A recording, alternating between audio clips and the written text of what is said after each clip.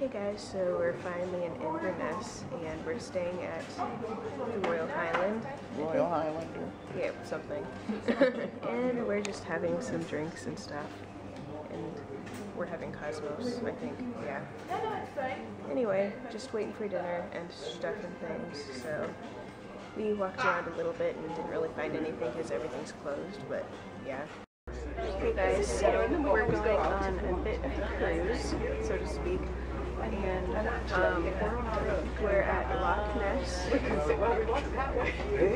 see that.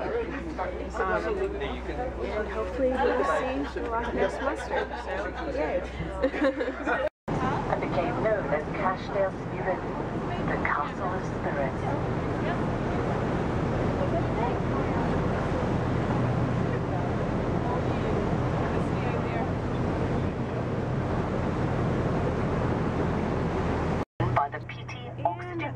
Buses are just hanging out on the 21st of September 1985, Wellington bomber R for sea trout, eels, Arctic char, brown trout and ferox trout here, and on a good day you might even land a pike.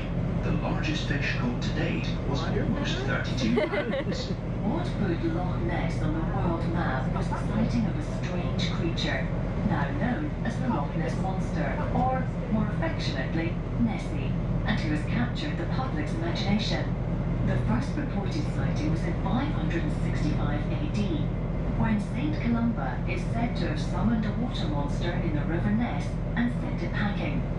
Since then, more than 1,000 sightings have been logged. The first modern-day one happened on the 2nd of May 1933, when a Mr. and Mrs. John Mackay told a local newspaper they'd seen an enormous animal rolling and plunging on the surface. Word of their sighting spread, and soon Nessie was in demand, with rewards of up to £20,000 being offered for its capture. Over the years there have been many more reported sightings, and a number of scientific studies, all of which have done nothing to solve the mystery. If you want to assess the evidence for yourselves, it's worth looking around the Loch Ness Centre in Drumnadrochid. Many people ask where the name Loch Ness comes from. It's more than likely its origins are in the Norse word Ness, which means headland. But one ancient legend suggests an alternative explanation. Hundreds of years ago there was a well in the Great Glen which had been blessed by Daly the Druid. He said its waters had the power to cure all diseases, but only if a stone was placed back over the well each time it was used. If that wasn't done, the Druid warned, the land would be ruined. Then one day along came a young mother. Her baby began to cry, and understandably distracted, the mother forgot to put the stone back over the well when she finished drawing water. The waters in the well rose up and flooded the entire valley. As people ran for their lives to the hills, they could be heard crying Talach Nishan, which in Gaelic means there is a loch. And if you believe it, that's where the name came from. Well, we're finally at Loch Ness, and there's no evidence of Nessie. Just saying. What are you laughing at?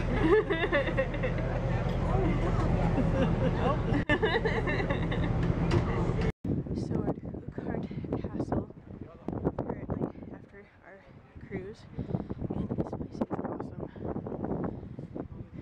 It's really cold out here though. I'm not used to it.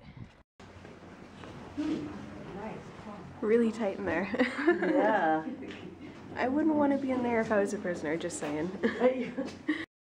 And this is the remains of one of the stones, I guess. Pause this if you need it, just saying.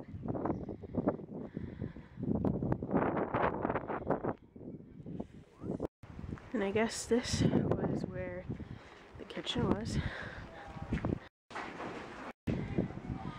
These were the private chambers. And I guess there's stairs to even go higher, which I'm not going up because the stairs are like really steep and narrow.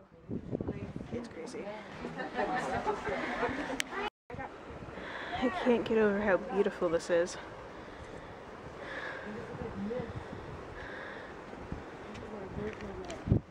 would totally live here if I could.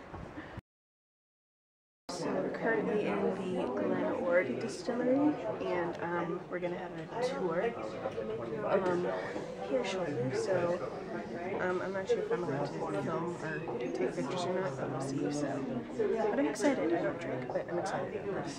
Learn something new every day, right? For 4 days in total. In your combined 6-day period, we have just fooled the barley into thinking it's spring, because in spring, everything grows. Your barley starts to germinate. It's going to start to shoot, and we come away with green malt. I'll pass this bowl round. You can all have a wee look in at your own leisure as well. The green malt is the optimum point we want the barley to be at. If that carried on growing, it would consume the starch that we'd created. We would have wasted the last 6 days. So we need to stop this growing. It has just the right amount of starch for our purposes. To stop it growing, we need to dry the green malt. And to dry it, we use kilns, huge ovens. They are about the size of this room. They're vast expanses.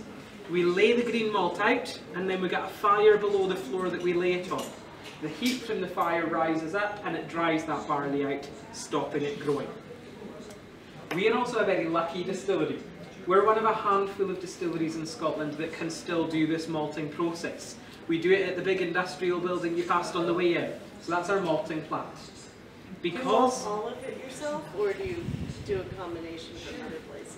we will malt for other distilleries. Oh, that's so great. we malt the barley for ourselves and for 3 other distilleries in Scotland. One of them's Talisker. Don't know if anyone's tried Talisker before. Yeah? If you haven't, it's a very smoky whiskey from the Isle of Skye. And Siri's talking to me. I get Siri back. so to get this smoky flavour into Talisker, when we're drying their barley in the kilns, we add peat to the fire. What this is, it is plants and leaves all mixing in with acidic water in nature. It's grown for hundreds of years. It's like soil. So we just finished the tour at the whiskey distillery, and it was really interesting. I don't drink, of course, but it smelled so good in the distillery. Like, oh my god, I couldn't film in there, but it smelled so good. Oh, so yeah, I'll put some information in the description to this place. So yeah.